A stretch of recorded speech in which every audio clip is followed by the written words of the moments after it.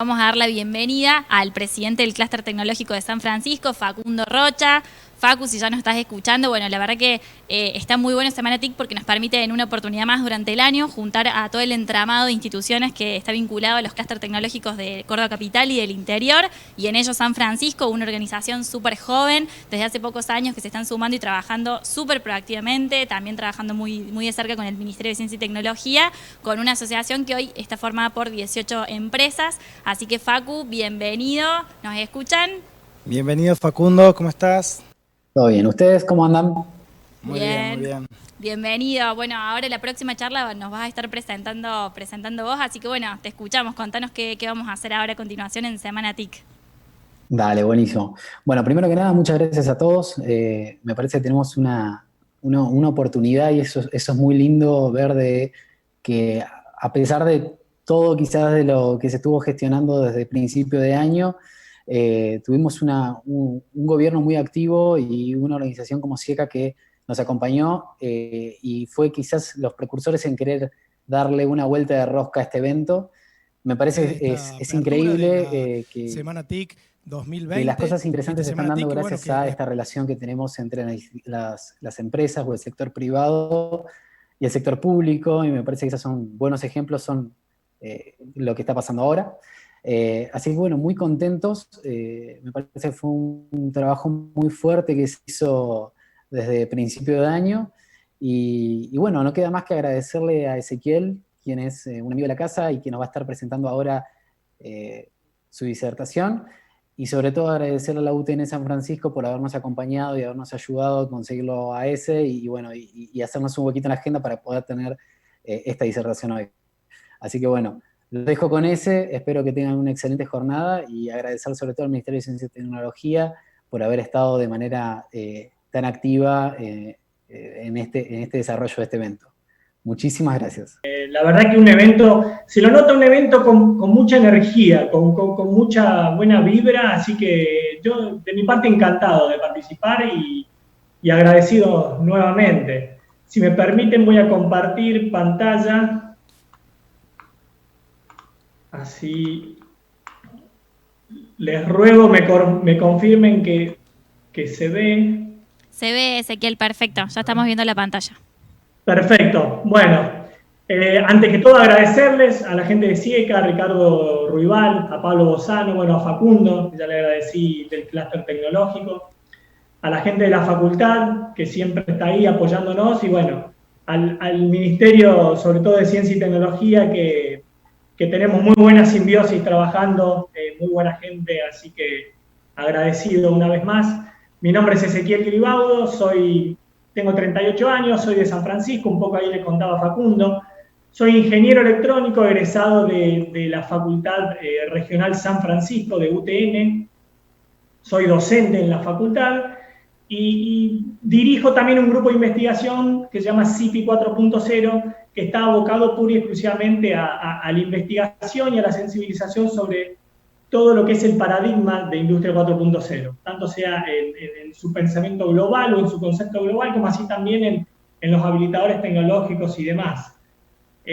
Básicamente estamos un poco especializados en lo que es transformación digital y bueno, en mi parte privada trabajo para un integrador de robótica que está radicado acá en la ciudad de San Francisco, ya hace unos 10 años casi que trabajo. Así que estoy bastante hermanado con lo que es tecnologías 4.0, por así decirlo, o sobre todo desde el lado de la robótica. Pero bueno, en este caso en particular me aboca a lo que es Industria 4.0. Y cada vez que hablamos de este tipo de conceptos, ya sea con gente vinculada a la parte tecnológica o con gente que no, surgen un montón de cuestiones. Empiezan a surgir desde miedos hacia dónde va todo, cómo se está transformando todo, cómo es rápido o ágil el cambio, cómo la tecnología cada vez está un poco más, nos tiene un poco más invadido o básicamente cada vez somos más permeables al uso y a la utilización de tecnologías en la vida diaria. Entonces uno nunca termina de ver el horizonte, hasta dónde llegamos, dónde se termina esto o hasta qué punto vamos a llegar. Y bueno, básicamente nadie lo sabe. Y eso es un poco lo lindo que tiene todo esto. si bien hay investigaciones o hay vestigios, esto trae aparejado mucha incertidumbre, muchas ganas, mucha ansiedad y algunos miedos, por así decirlo. Pero básicamente se lo encabeza como si fuese una revolución. ¿Y por qué una revolución? Bueno, ahora lo vamos a detallar sobre todo, pero haciendo un poco hincapié a lo que es cuarta revolución industrial, básicamente toma un montón de áreas. Puede ser desde el punto de Smart Cities o el punto armamentista, desde salud, lo que es el agro 4.0, la misma cotidianidad, o sea, la vida cotidiana, todo lo que es IoT, cuando todos los instrumentos o las cosas que tenemos conectadas en nuestra casa que ni siquiera nos damos cuenta, el tener todo el día un teléfono celular encima y demás, o sea, somos cada vez más permeables digitalmente. Y hay un foco en el cual la semana TIC hizo hincapié desde lo conceptual, que es la parte industrial. Y esa parte es la que se llama Industria 4.0, o a la que se le dice Industria 4.0. Básicamente, para no hacer historia, pero solamente para que vean cuáles son las unidades tractoras de todo esto. ¿Por qué se les dice revoluciones? ¿Qué es una revolución desde el lado industrial? Bueno, es cuando un gran avance tecnológico tiene un gran impacto socioeconómico, o sea, tiene un gran impacto en la sociedad, empiezan a crearse nuevos puestos de trabajo, cambia conceptualmente o radicalmente la forma de trabajar y demás. Y esto viene pasando desde hace 10.000 años atrás, cuando pasamos de ser cazadores, recolectores a ser agricultores, a principios del siglo XVIII, cuando hay una revolución desde la parte agrícola, en la cual se empiezan a usar maquinarias en el agro, y ahí sí ya saltamos a la primera revolución industrial, que viene aparejado, o sea, sobre dos tecnologías importantes, que es la creación de la máquina a vapor y el telar mecánico. Entonces, la unidad tractora de esto se le dice que es el vatio o el watt mecánico, digamos. Y a partir de esto ya empiezan a haber grandes cambios socioculturales. Pasamos a la segunda revolución industrial, que el tractor de esto fue el descubrimiento de la energía eléctrica. ¿Y qué trajo aparejado esto? Bueno, entre un gran desarrollo de lo que es la industria química y el descubrimiento de la electricidad y el poder usarla para la producción industrial, nace un concepto que es el concepto de estandarización, que hoy todavía hoy en día está vigente y muy vigente en todas las líneas productivas. Y gracias a esto de la estandarización, bueno, empiezan a venir o a traer aparejado las cadenas de montaje, la fabricación en serie, el Fordismo y todo lo que por ahí ya sabemos que están enmarcando una de las revoluciones más importantes como fue esta.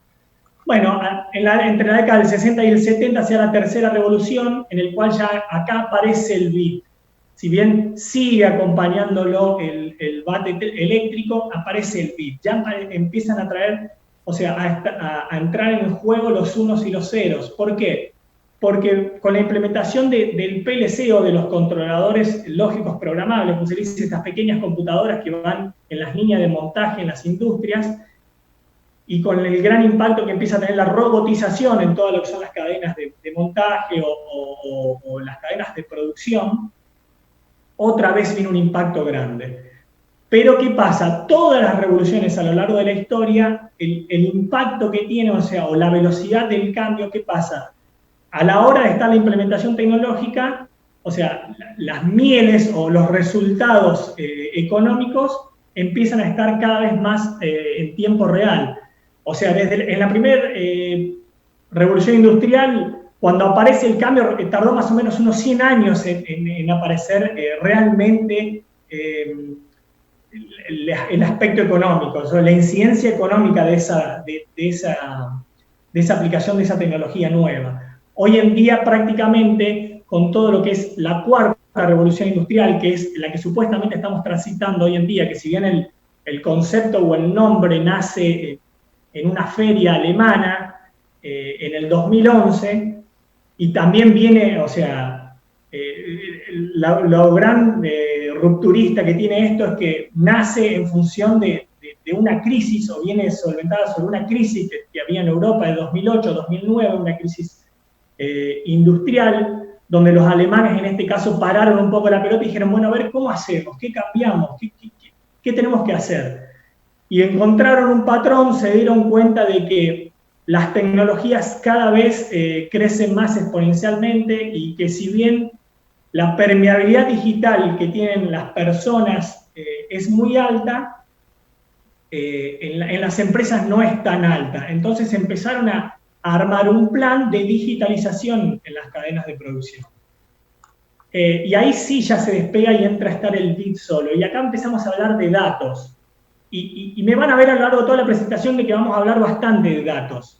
Y entonces, un poco para hacer un contraste o poniéndole o haciendo un foco un poco con los memes que traen, esos famosos memes que dicen cómo ven las cosas de diferentes puntos de vista. En este caso, ¿cómo ven los actores principales a ver lo que es Industria 4.0 aplicado a las empresas hoy en día? Y bueno, primero tenemos el Estado, digamos, en que ve una gran oportunidad de hacer crecer a las empresas, no solo a las empresas, sino de tratar de generar nuevas empresas y nuevos puestos de trabajo, y bueno, obviamente que traiga aparejado resultados económicos de recaudación y demás para el Estado, y como también así un crecimiento en capacidades intelectuales de la gente y demás, porque la aplicación de tecnología trae aparejado obviamente un crecimiento desde el lado intelectual. Por otro lado, las empresas, ¿cómo a veces ven las empresas? O sea, cuando le dicen que hay que hacer una implementación de tecnología, se agarran la cabeza, diciendo, tengo que hacer una inversión de dinero, ¿cuándo es mi retorno de inversión? O sea, ¿es una implementación escalable o tengo que hacer un gran desembolso de entrada y demás? Bueno, son problemas típicos en los cuales arrojan un poco de miedo. Y si de miedo hablamos, bueno, los operarios, o sea, el famoso miedo a que la tecnología reemplace puestos de trabajo. Y todo esto conceptual que se arma al lado del nombre o de la sigla de Industria 4.0 y 4.0, básicamente la idea es bajar el concepto y que tengan en cuenta que solamente es, o desde cualquier perspectiva que lo veamos, hagan hincapié en esto. O sea, Industria 4.0 es desde la empresa o desde mi línea de manufactura, de producción, tener los datos en tiempo real. Y entonces, para todos los empresarios hoy, miren, vean su plan de decir, yo tengo los datos en tiempo real, y algunos sí, otros no, otros tienen datos sectorizados, tengo algo en tiempo real y lo tengo desconectado, después lo vuelco en una planilla de Excel y demás. Bueno, el problema común de todas las pymes de hoy en día, o sea, no es nada raro, pero ¿qué se diferencia de antes y de ahora? Y bueno, antes una acción traía aparejada una reacción. Esto viene muy hermanado con lo que es mejora continua, o sea, yo planificaba algo, hacía una acción, esa acción tenía una reacción, yo medía, me fijaba cuáles eran los resultados, volvía a planificar, volvía a hacer una acción y demás. Bueno, hoy en día la idea de esto es reemplazarlo por lo que es dato, conocimiento y acción. ¿Qué significa esto? Básicamente es agarrar el dato y empezar a nutrirlo de un contexto. ¿Qué contexto? Bueno, el que yo quiero, en este caso particular, para que el dato empiece a ser trascendental a la hora de la toma de decisiones. ¿Y cómo hago que el dato, que es un 1 y un 0 desde el lado digital, pase a ser información? Y bueno, en primer orden la idea es clasificarlo, ponderarlo, o sea, de todos los datos que yo tengo juntos, filtrar los que no necesito y clasificar y ordenar los que necesito. ¿Y cómo los transformo en conocimiento? Y bueno, volcándole todo el contexto externo o la coyuntura externa, que es la experiencia que yo tengo llevando adelante la empresa, el contexto económico que hay afuera, experiencias de otras empresas que hacen lo mismo, experiencias de mercado, etcétera, etcétera, etcétera. Y se entiende como sabiduría, digamos, cuando yo a este tipo de conocimiento o a la rueda inicial de todo esto lo llevo durante mucho tiempo. Para hacer una analogía simple de lo que es dato, conocimimiento y acción, bueno, básicamente si yo tomo como un ejemplo Google Maps, vamos a tomar como ejemplo una tarea. En este caso sería indicar el camino de mi casa al trabajo. ¿Cuáles son los datos que tiene Google Maps? En este caso, bueno, las coordenadas de origen, que yo se las cargué, las coordenadas de destino, tiene el mapa de la ciudad, tiene las coordenadas de otros usuarios de Maps, tiene dónde están los semáforos, sabe dónde hay radares, un montón de cosas, digamos. Lo puse en datos e información porque depende si ya están ordenados o no. Bueno, ¿y cuál es el conocimiento? ¿Cómo lo transforma en conocimiento? Y bueno, con todos esos datos y ordenándolos de tal manera, de la manera que él crea necesaria, puede tener la distancia que va a recorrer en función de las calles o el circuito que va a realizar, si hay congestionamientos o no, porque sabe dónde están las coordenadas de los otros autos y cuáles son los tiempos estimados de recorrido. Y a medida que voy avanzando, ¿cuál es la acción que me va dando en tiempo real? Y me va actualizando la ruta. Cuando yo vea que tengo un congestionamiento, me va a empezar a dar rutas alternativas, me empieza a mostrar 2 o 3 opciones en las cuales puedo ir más rápido o puedo ir a una distancia similar, puede que el camino sea más largo pero con menos tráfico y demás. ¿Y cuál es la idea de todo esto? Obviamente es llegar más rápido, consumir menos energía, menos combustible y demás. Bueno, lo mismo se puede aplicar en una industria. En el caso de yo te voy a producir, supongamos, 100 piezas en una estación de mecanizado. Y bueno, ¿qué datos e información tengo? Y bueno, tengo los tiempos estándar del proceso de la pieza, tengo un aviso o una interfaz digital cuando entra una pieza o sale, sé cuánto dura un turno de trabajo, sé si la máquina está detenida o no, y cuál es el conocimiento. Bueno, puede ser la anticipación a posibles retrasos, o sea, si yo voy viendo que la producción en tiempo real está debajo por la de estadística, que yo tengo como base, y bueno, puedo bajar y ir y ver si hay algún problema, si no, o sea, detectar cuellos de botellas, parada de máquinas y demás. Y eso, o sea, obviamente está relacionado a la acción, es advertir al operario, che, estás bajo, estás alto, fíjate, baja el pie. O sea, esto es el poder, el hermoso poder que tiene tener los datos en tiempo real. ¿A quién no le gustaría tener un análogo de Google Maps en la empresa, obviamente? Y bueno, un poco el concepto de Industria 4.0 es hacer que la manufactura sea altamente flexible, o sea, crear empresas ágiles y cognitivas, o sea, rápidas, y que aprendan, que tengan la capacidad de aprender todo como usando de tractor el dato, ¿no? ¿Para qué? Para llegar a la adaptabilidad, para ser altamente adaptables. ¿Por qué? ¿Qué es la adaptabilidad en sí? Bueno, es la capacidad de respuesta ante un cambio de condiciones. Y vaya si hay cambio de condiciones hoy en día. No solo por los contextos económicos, sino con todo lo que pasó con la pandemia y demás. Entonces, cada vez más es más necesario. Y no es nada nuevo esto, es una teoría darwiniana. O sea, no es el más inteligente o el más fuerte, sino el que mejor se adapta a los cambios del que vive.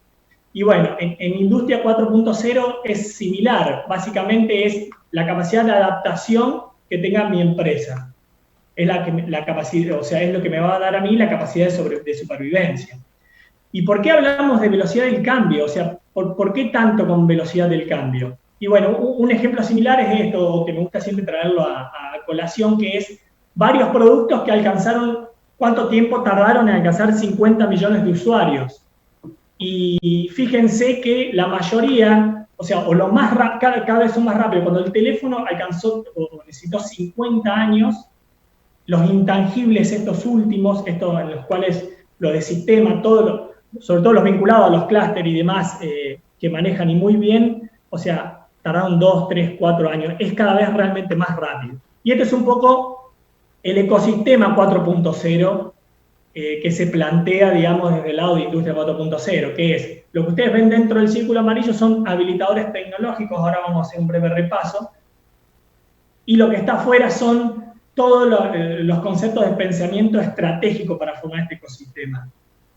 Por una cuestión obviamente de tiempo, hacemos un repaso de los habilitadores y nada más. O sea, lo que es robótica de avanzada es la robótica en sí en las líneas de producción, es de la tercera revolución industrial. Bueno, pero hoy en día están viendo ahí un video, digamos, o imágenes de los robots colaborativos que se le dicen ahora. Son robots que están especialmente diseñados para poder trabajar con el ser humano.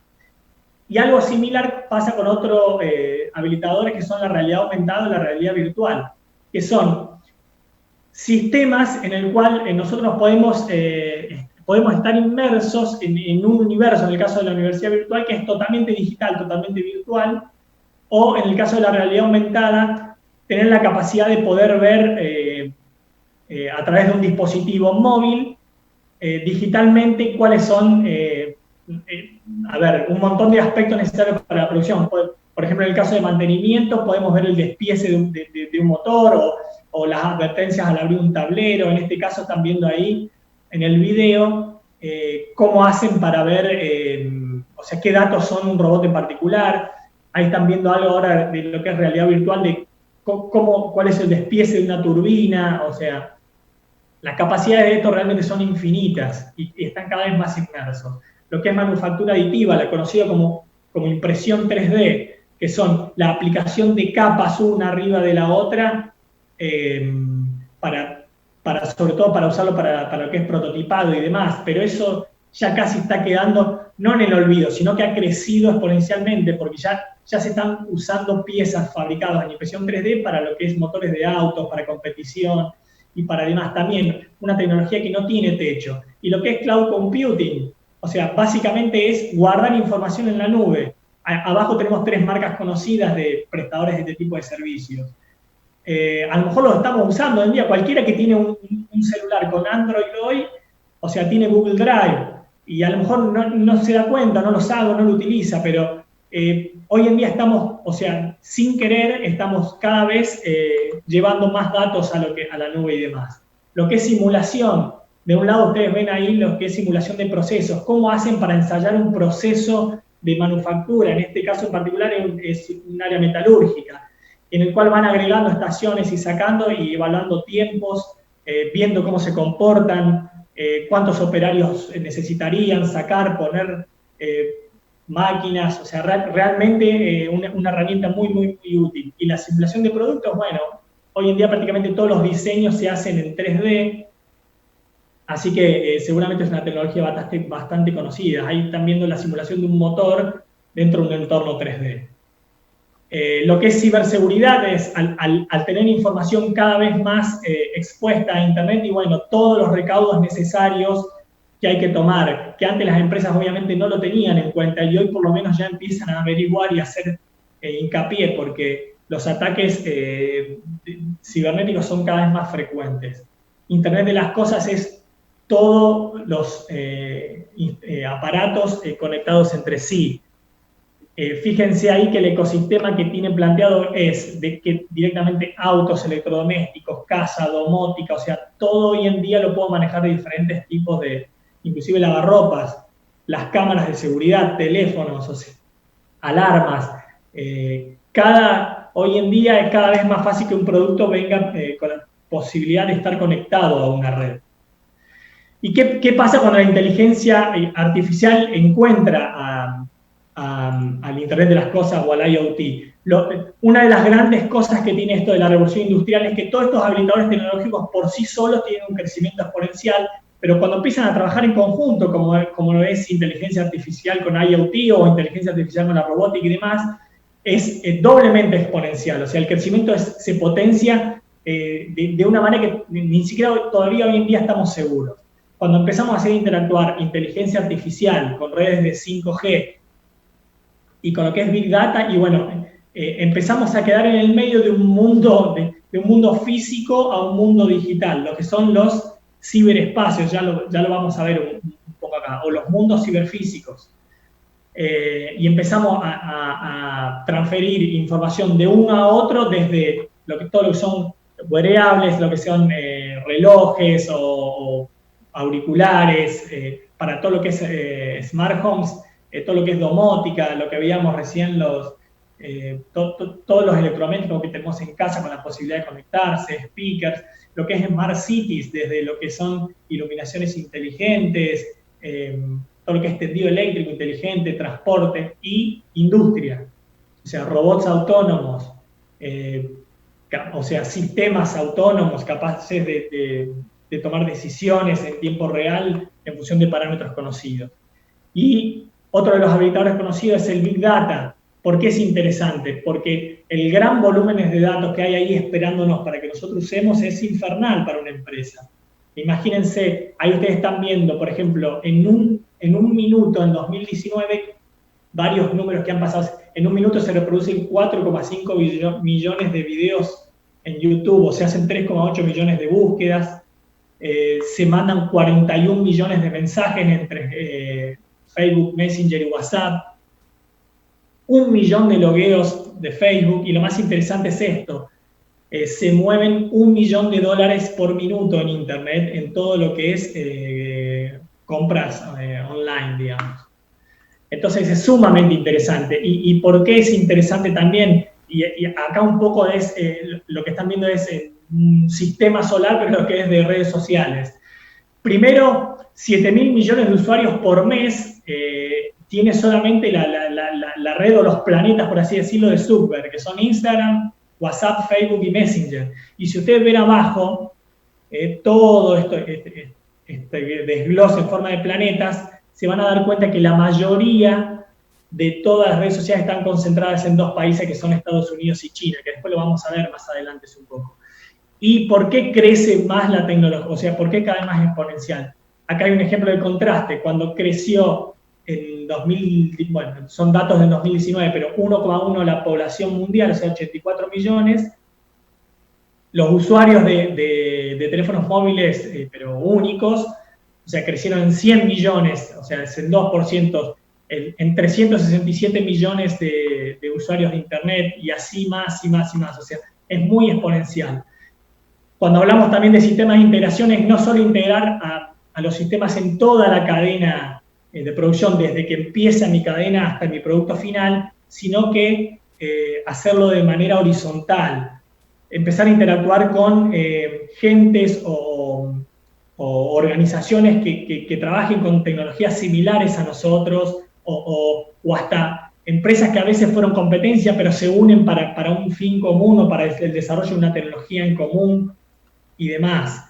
Y este es un poco el modus operandi, cómo se pasa del mundo físico al mundo digital. Básicamente, los tractores de los datos son los habilitadores tecnológicos, ya sean desde el mundo físico, por ejemplo, al mundo digital, y bueno, sensores, cámaras o todos los que veíamos recién que eran wearables.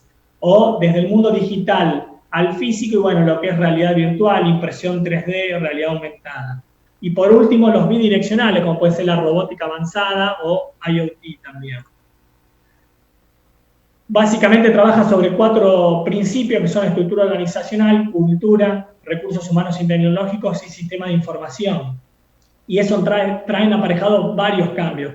Un poco recién escuchaba atentamente la disertación de Lidia, muy interesante, que decía básicamente que no es solo la transición, sino que es implementar algo nuevo, pero también lo que trae aparejado dejar algo viejo, toda esa resistencia al cambio y demás. Y siempre, si bien la aplicación de estos principios, lo que es sistema de información o recursos y estructura organizacional, más o menos se puede amalgamar, siempre se hace fuerte hincapié en lo que es cultura.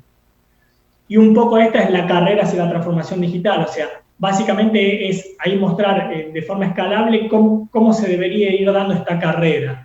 En principio, lo que es adquisición y procesamiento de datos, sistemas de asistencia, redes de trabajo e integración, descentralización y orientación al servicio, y ya una autoorganización y autonomía, digamos, un sistema recontra evolucionado en el cual ya hay sistemas que toman automáticamente decisiones.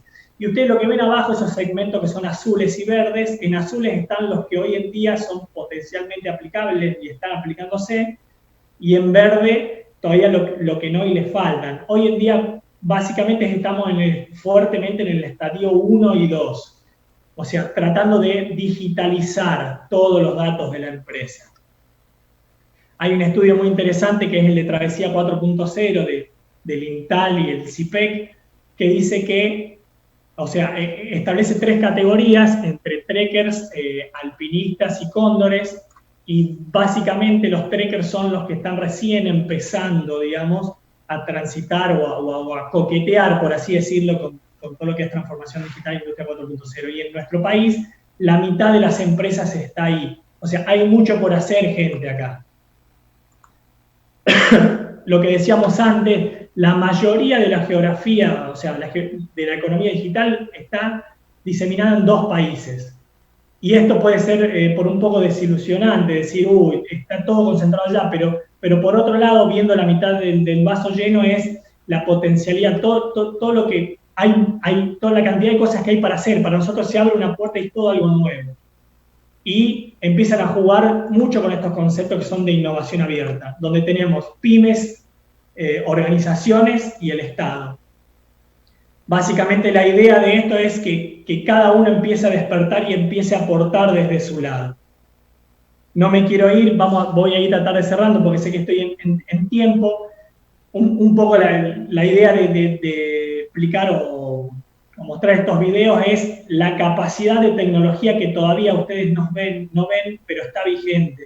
De hecho, el Spot, que es el robot que estaba abajo, ya salió en venta, o sea, se podía adquirir a principio de año y hoy en día ya está en venta, digamos. O sea, está la posibilidad de adquisición. Y yo siempre lo pongo de contraste como para decir, si bien uno está siempre metido en lo que es la vida diaria y los problemas comunes, y yo sé que los dueños de las pymes están preocupados desde tratar de cobrar, desde los cheques que le vinieron de vuelta, de quién corta el césped, de si le faltaron 3 empleados y demás, y bueno, es un contexto difícil sumado a lo que es la coyuntura económica, COVID y todo eso, para parar la pelota y ponerse a pensar en estas cosas. Pero ellos no nos esperan a nosotros, la tecnología avanza, y avanza galopante, entonces en algún momento hay que parar y ponerse a pensar un poco en esto, desde el lado desde qué es lo que yo puedo hacer, o por lo menos empezar a ver. Y como conclusión, lo que más me gustaría que se queden es esto, o sea, datos, información y conocimiento. Cómo la adquisición de un dato la paso a información ponderando y clasificando, y cómo la transformo en conocimiento, en este caso visual, un ejemplo bastante simple que es mezclando esos colores. O sea, sabiendo desde antemano qué pasa si mezclo uno con el otro. ¿Y cuáles son las tecnologías que está invirtiendo en el mundo? Según un estudio de Siemens, y bueno, todo radica en lo que es Internet de las Cosas e inteligencia artificial. ¿Y por qué me gusta destacarlo? Porque esto es semana TIC, donde todas las empresas que están mirando hacen foco en esas dos cosas sobre todo. O sea, hay todo un mundo para ustedes acá. Y por último, ¿qué es lo primero que quiero desde el lado de las pymes? Es que tengan en cuenta esto, o sea, no se sientan avasallados por las grandes implementaciones de tecnologías que hay que hacer y demás. La idea es parar la pelota y empezar a pensar cómo hago para digitalizar todos los datos que yo hoy en día estoy tomando en mi empresa. Y eso es conceptualmente simple, no, es una implementación que obviamente cuando la hago transversal a toda la empresa no es tan simple, requiere su tiempo, pero lo bueno de todo esto es que es muy, muy, muy escalable. Puedo empezar de a poquito e ir llevándolo poco a poco para que vaya creciendo dentro de mi empresa. Bueno, muchas gracias a todos por estar ahí. Espero no haberme ido de tiempo. Muchas gracias, Ezequiel. Estamos unos minutitos pasados, pero tenemos una pregunta del público que no queremos dejar de hacértela, y es, ¿existe un único proceso para adoptar la transformación 4.0 aplicable a todo tipo de empresas? No existe un único proceso. El camino que nosotros mostramos ahí es un camino genérico. La idea de que yo siempre hago hincapié de que paren y miren es porque nadie conoce más la empresa que un dueño. Entonces, básicamente, si bien la idea de esto es que uno busque ayuda y busque el contexto y se una con organizaciones en el cual estén más avanzados tecnológicamente, la decisión pasa siempre por crear un grupo interno encargado de la transformación digital dentro de la empresa, asesorado obviamente por grupos externos o no, pero que empiecen con implementaciones de a poco. Desde mi lado, la sugerencia es siempre todos esos datos que hoy en día ya tienen, el primer proceso, y que sí es transversal a todas las empresas, es digitalizarlos para poder tenerlos en tiempo real. A partir de eso, la cabeza vuela sola, o sea, no tiene fin. Todo esto depende de la creatividad de cada uno de los dueños. Buenísimo, Ezequiel. Muchísimas gracias de nuevo por tu participación en Semana TIC. Felicitaciones. Todo el trabajo que están desarrollando desde UTN San Francisco. Agradecerte no solamente a vos, sino también en representación tuyo, a CIPI 4.0, que es el grupo de investigación con el que llevan adelante todas estas actividades.